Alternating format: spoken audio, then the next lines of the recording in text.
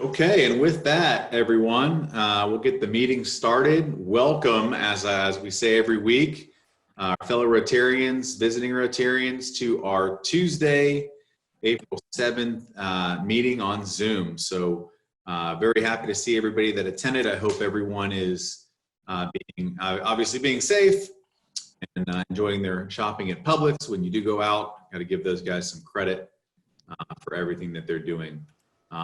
So with that, we'll move right in and get the meeting kicked off. I'm going to ask Joe to please go ahead and cue up our song.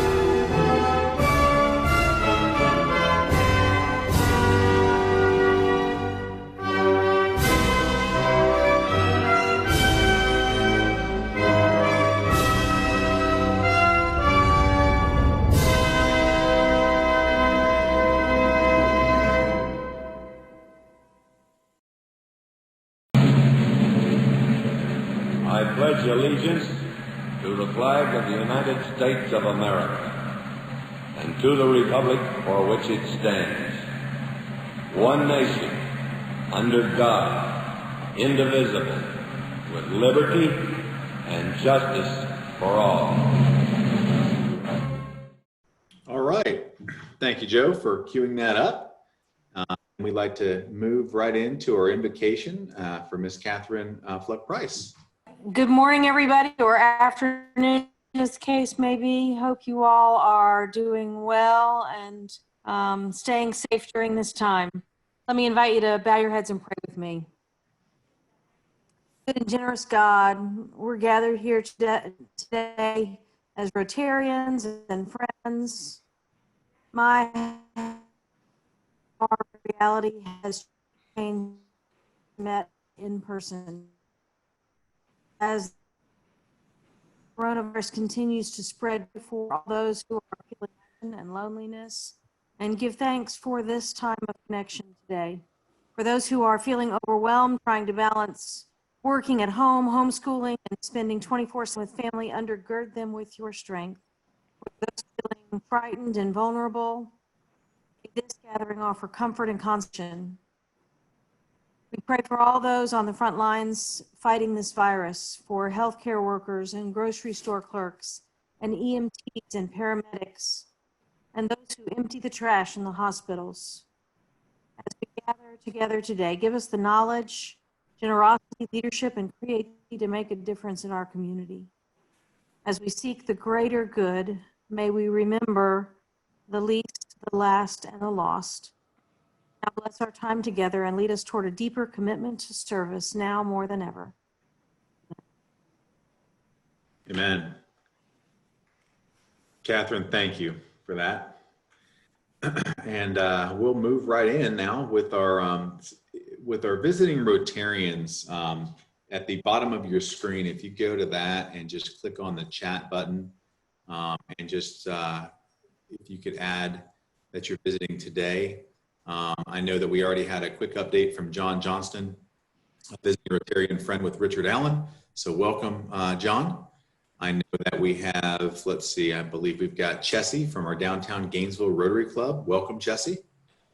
And we've got Maya, our Rotary Youth Exchange, attending from Sweden. That's on as well today. So if I missed you, we'll take just a few minutes, or just a minute here. If you could just jump on the chat at the bottom of your screen. I'd like to welcome you to our club. And then if you would like to give a quick update or say something, I think Joe can unfreeze your mic if you just put on that chat there.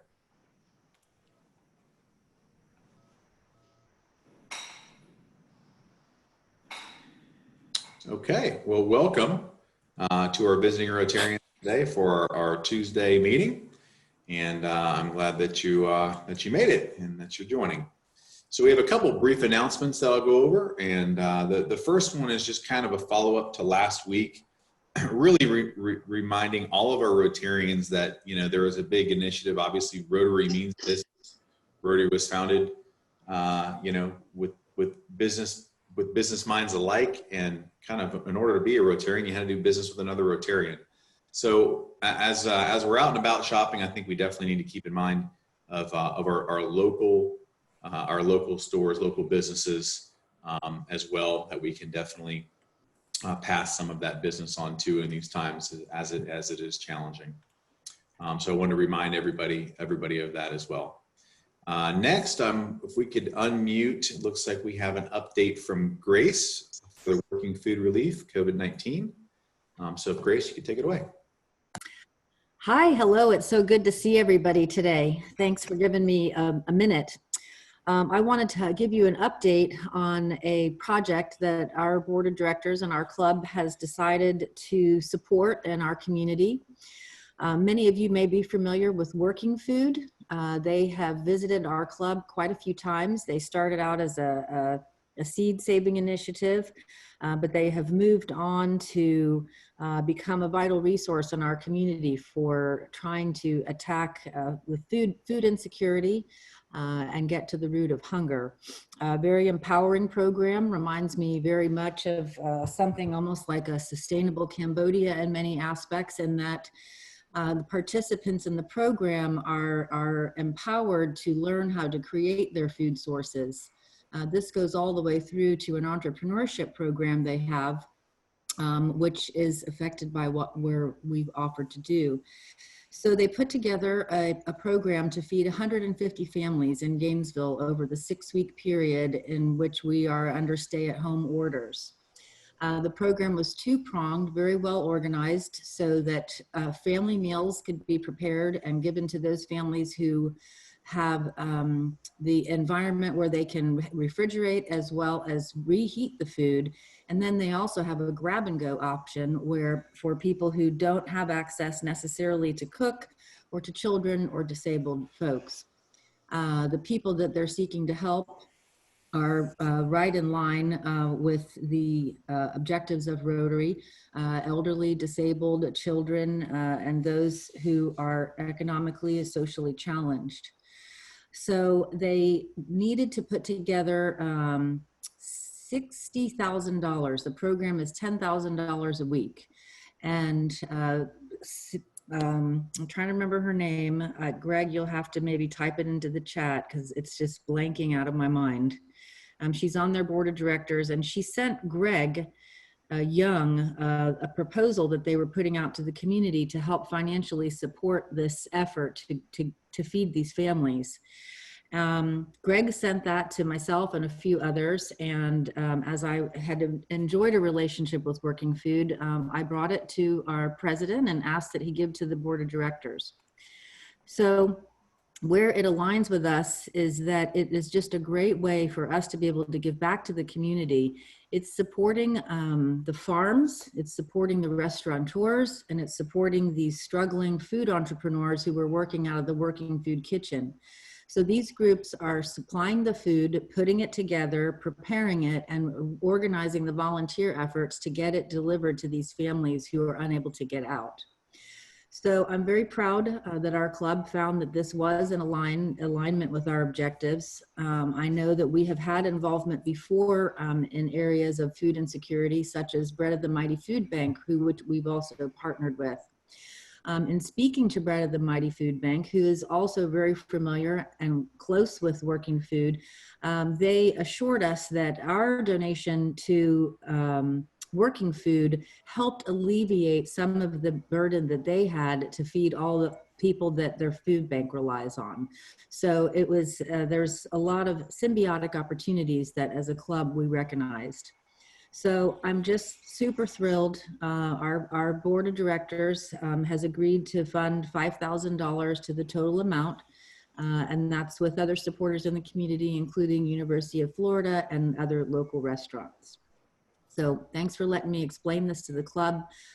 This is who we are. This is what we do. This is what Rotary does.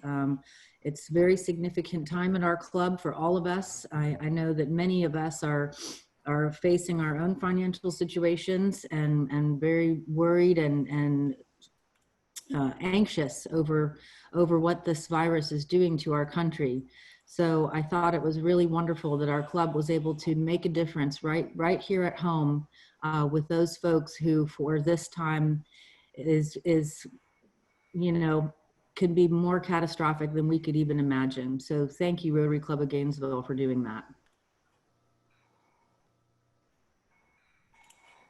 And Grace, thank you for bringing that to the board. And it's all about giving back. So thank you for that update and the impact that hopefully we'll have right here in the community. So thank you.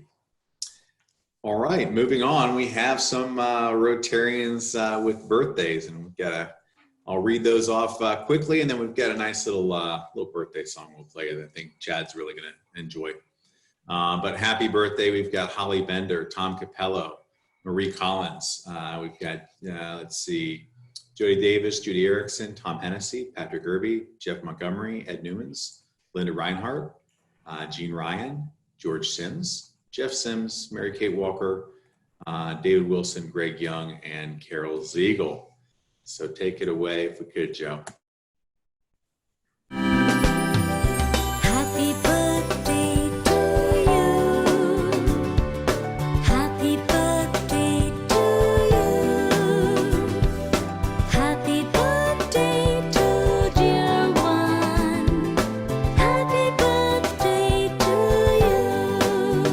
you. Fantastic. Well, happy birthday to our Rotarians in April. So happy birthday.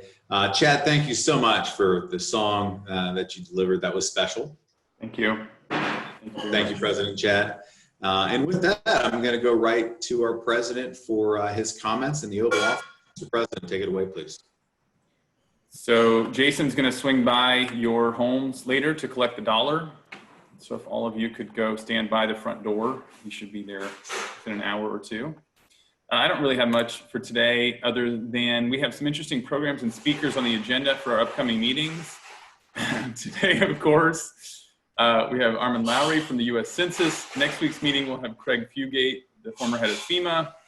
He's going to explain some of FEMA's role in the pandemic and also remind us that FEMA is simultaneously having to prepare for hurricane season during this pandemic.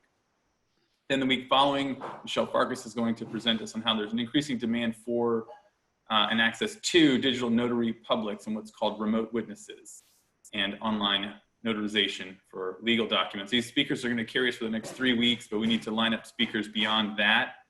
So if you have any ideas for future programs or speakers, we would love to hear them. You can email them directly to me or Jason or to info@rotarygainesville.org, info@rotarygainesville.org.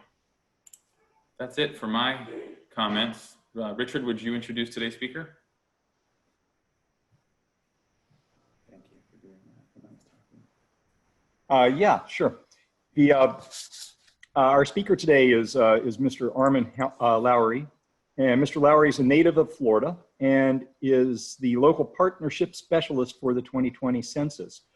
He's a graduate of Newberry High School, Santa Fe College, and is an alum of UF.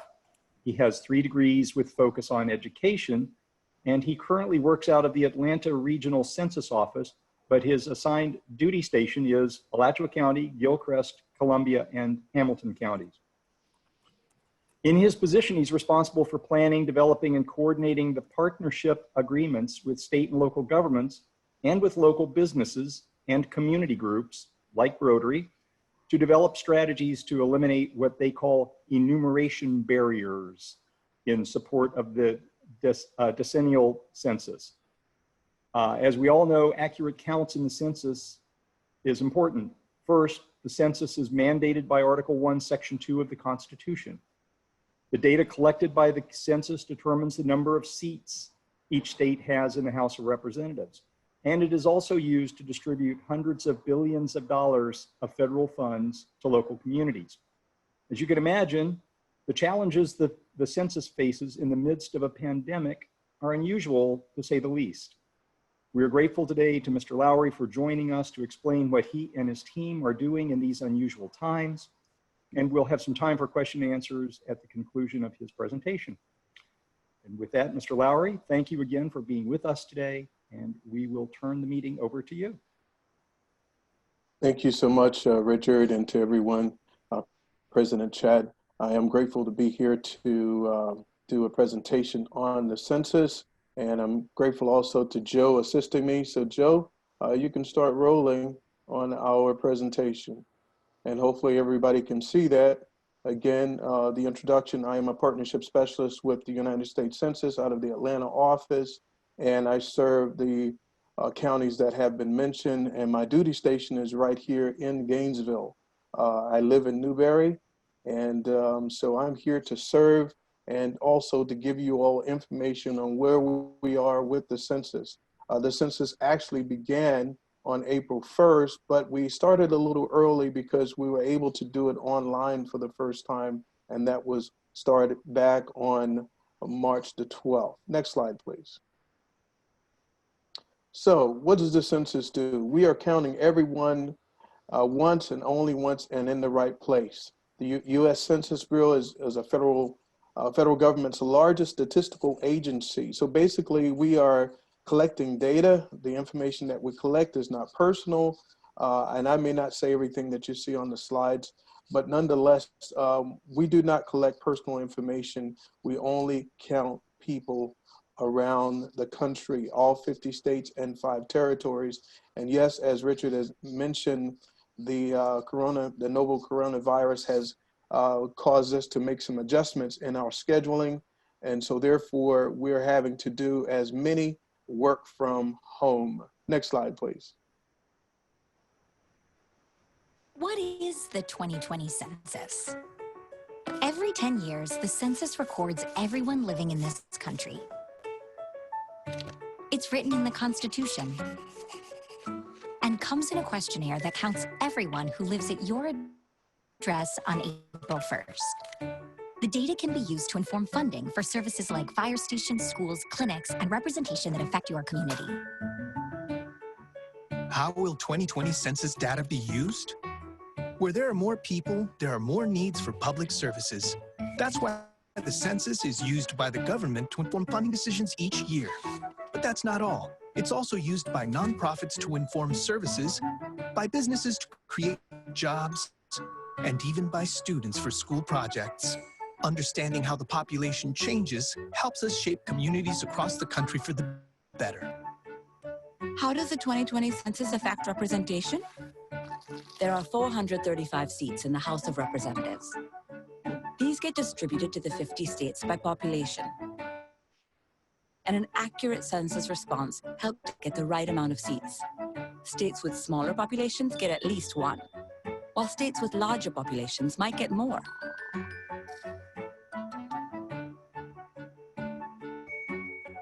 How do I take the 2020 census? In March 2020, every address in the country will receive an invitation to complete a simple questionnaire. And there are 3 ways to respond. Number 1, do it online. Number 2, call by phone. Number 3, send it by mail. For those who don't respond, a census taker from your community will follow up and assist you. Is my 2020 census data safe? After sending your census response, your personal information is kept safe.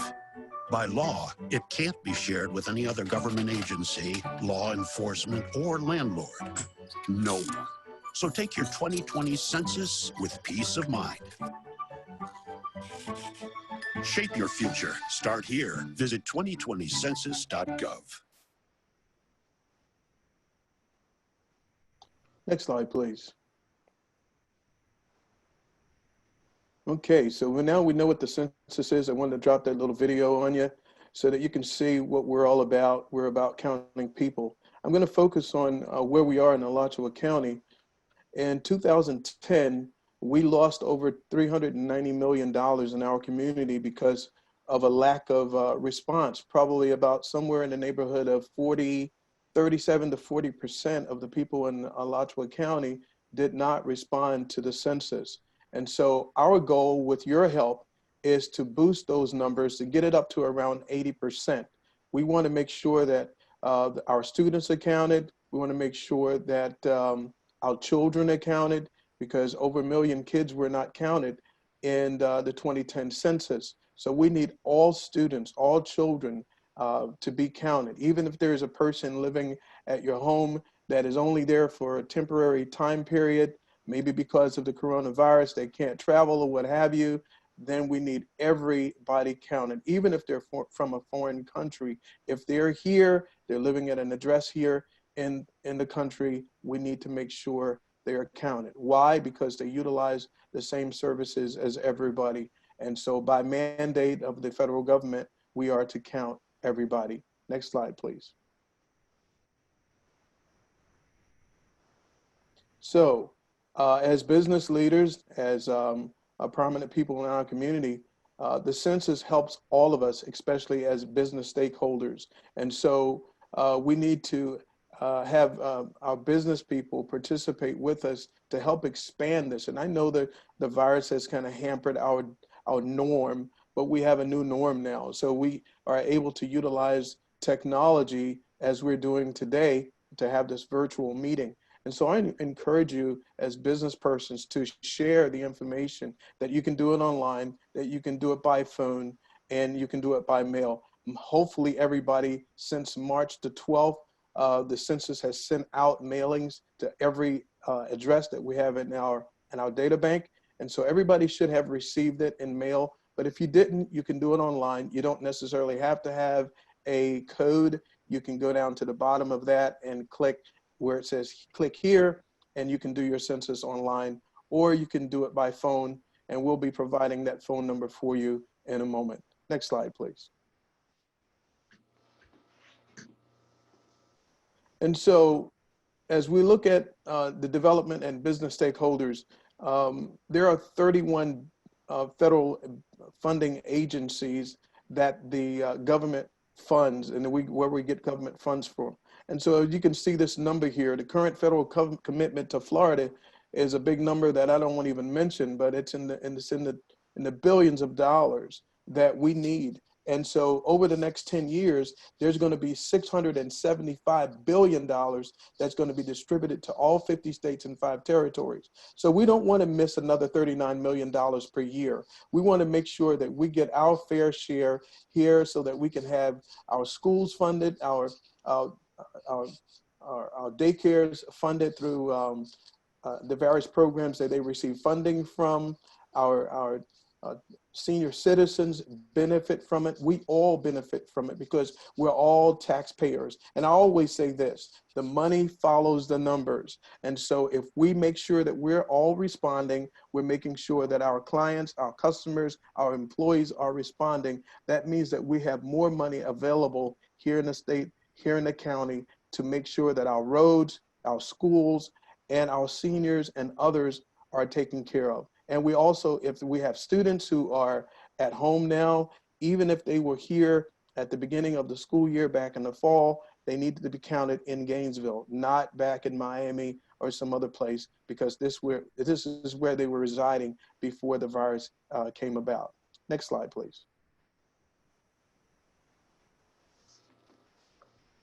So we had to make some adjustments because of the coronavirus. So we are strongly encouraging everybody to respond online. Just as we're having this virtual meeting, you can actually go to my2020census.gov and actually do your census there. So if you know someone that has not done their census already, please encourage them. Hey, look, you can do it online. I know you can't go anywhere right now, but you can actually do it online, or you can do it by phone. And we have a number provided here. You may want to write it down. It's 844-330-2020. Again, that number is 844-330-2020. 2020. And you can do it by phone, do it online, or you can do it by traditional mail. Next slide. And so we're adapting because of the delays caused by the coronavirus. And so for the safety of our staff and the public, we make sure that we're making sure that the population is still counted. So the census is still going forward. And so again, I elicit your cooperation and your support in helping us get the message out about the census and how important it is and how it benefits us. Next slide, please. So the current status of our operations, since we can't send people out, the government, as you know, I work for the federal government, they don't want us going out right now. So the people that would normally be out in the field, they can't go out. So we had to repurpose those persons. And so now they're helping in other ways as we continue the census process. So right now we had to make some adjustments in our schedule. Normally we would try to be done by the end of July 31st. But we've moved it back until August, and we don't know yet, but we may have to make some other tweaks as we go along. But at this moment, we have made some adjustments. So starting March 12th through August the 14th is our new schedule as a process that we had to take on as a result of the coronavirus. Next slide, please. So again, we need everybody to act now. You can do it online, you can do it by phone, or you can do it by mail. We need everybody counted because we get more money distributed and we all are taxpayers. And since we are all taxpayers, then we need to get a return on our investment. Next slide, please. This slide just shows you a picture of how you can access our information on the website, which is 2020census.gov. And there are a number of places that you can go there. You can put in, if you have questions, you can click on the magnifying glass and find information about the census. We also have Rome that you can go and look more specifically at what's happening in Alachua County. And I have another slide coming up in a moment that's going to show you where we are in terms of our response rate to the census. Next slide. And so, we need to get everybody engaged. And we also are utilizing Facebook, Twitter, YouTube, LinkedIn to get the messaging out. And so we want everybody. So we're asking the Rotary Club, please help us to further this message to ensure that everybody is being counted. Next slide, please. Okay, this is what I wanted to hurry to. You can actually see the census, just like we did during the election in 2016. You can actually see the census progression in real time, what we call the real-time response rate to the census. And as you can see, there's a link right there that you can actually copy and go to that link, and you can see the daily response rates. And right now, Florida is sitting at around 43%. And Alachua County is right now at 46%. This is updated every day around 3 o'clock. And so we'll get a new update. And I hope that we are above 50%, but we still need everybody responding to the census. But again, I just want to reiterate that you can actually see it in real time. Go to this website right here, as you may see it here, and you'll be able to track how well we're doing here in Florida. We have some states like Michigan and Illinois and Virginia, which are now above 50%. And we can't let those people beat us. We got to do better. And so we encourage you to make sure everybody is responding to the census. Next slide, please. And so now we move to the time of Q&A. And so if anybody has any questions for me, feel free to ask those questions now. So we have our first question. How will the Census Bureau follow up with those who don't respond? Well, what we call is NERFU, and that's non-response. And so what we'll do is we'll start going later on when the coronavirus subsides. We'll have people out in the field and we'll start knocking on doors like we normally do. We will not call anyone, but we will start responding to those persons who have not responded to the census as we normally do every 10 years. So we have another question. How can you tell what percent has been completed when you haven't got all the census responses? Is this based on the number of houses? It's actually based on the number of people who are responding by internet. So we're able to collect that data right away. As soon as you do it, it goes right into our data collection system. And so those persons who are responding by mail, it takes a little bit longer for us to gather that information, but it will be added to, you might say, to the pie, so to speak. But right now, it's based on those who are responding by internet. And so that's how we're collecting the data right now. It will change later, and we'll be able to look at the number of people later this month that have responded by mail, because we'll have a lot of those who have responded, we'll have that data inputted into our system. So right now, it is internet only.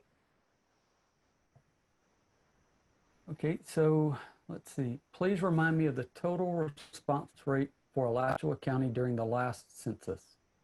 The last census, we did it around 63%. And our goal this time is 80%. And so right now we're about halfway to our goal, a little more than halfway to our goal. And again, we haven't even finished enumerating everyone yet, especially those persons who have not responded and those who responded by mail. So I have a follow-up question. When you provide the percent, how is it calculated? When we look at the number of people that have responded, and we narrow that down from a national down to a state, and then down to a county. And then we look at our overall numbers in terms of population, and that's how we calculate our percentage. And it's all based on the number of persons who actually have responded. And so we could have an algorithm to help us narrow that number down to give us a more accurate count of how many people are responding to the census.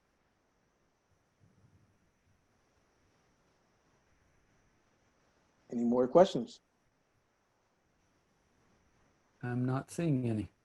Okay, if there's not any more questions, well, I thank you guys so much for allowing me to come and participate with you all on today. This is my second time being a part of the Rotarians and my first time being able to speak, maybe again in the future. But thank you so much, Chad. Thank you so much, Richard, for allowing me to speak to this group on today. Thank you.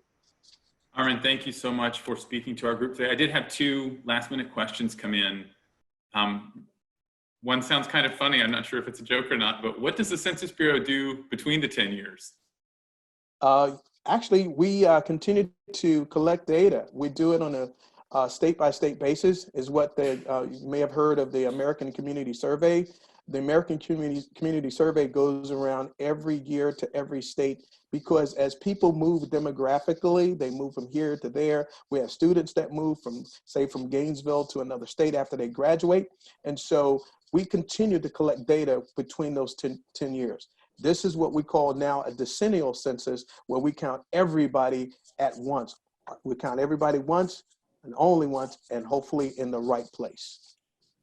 All right, awesome. And then the other one was, could you remind us how much funding the county potentially lost in the last census due to non-response?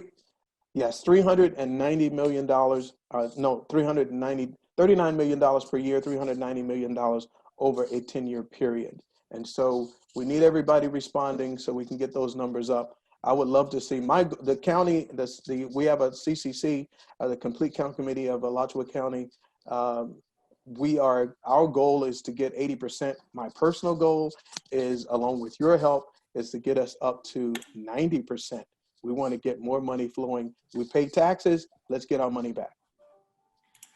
The questions keep pouring in now. So let's see, is there a chance of a need to recount in 2021 due to COVID-19 coronavirus?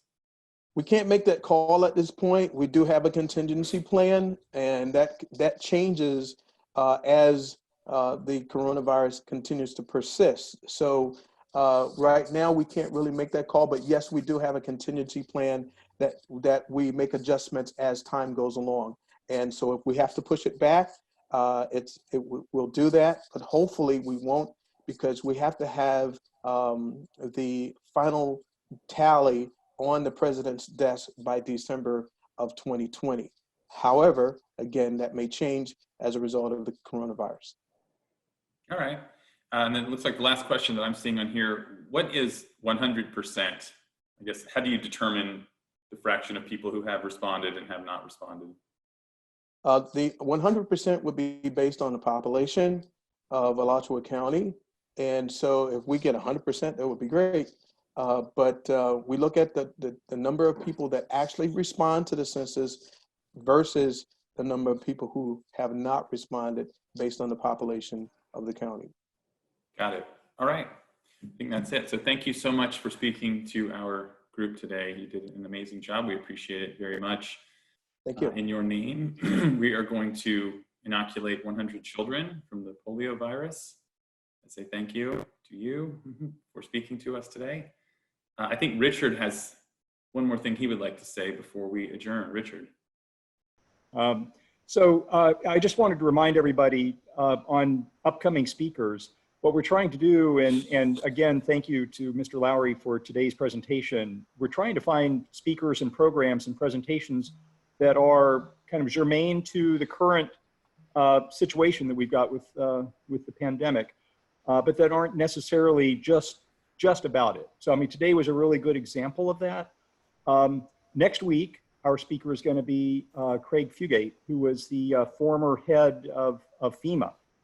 And of course, he oversaw a number of national disasters, predominantly on the hurricane side of things. And of course, we're going to have hurricane season coming in the middle of the pandemic this time, or at the end of the pandemic. So that'll be a really interesting presentation, because I think we'll be able to get a lot of information about what is FEMA doing in the background to help with the pandemic currently, and then how are we going to deal with other emergencies that might arise while it's going on.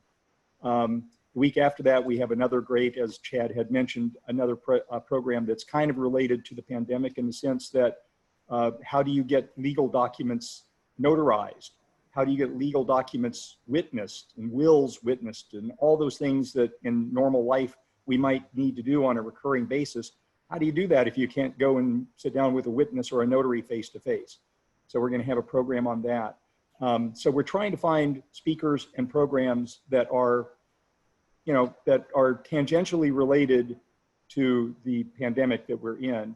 And so to that end, we're kind of running out of those ideas after 2 weeks from now. I need anybody out there that has great ideas for this, please send that information through to us so that we can get those speakers booked for our programs going forward. Thanks. And with that, I'll turn it back over to Chad. All right. Thank you so much, Richard. Thank you so much, Mr. Lowery. I think we're done for today, so I will see you all next week. Meeting adjourned.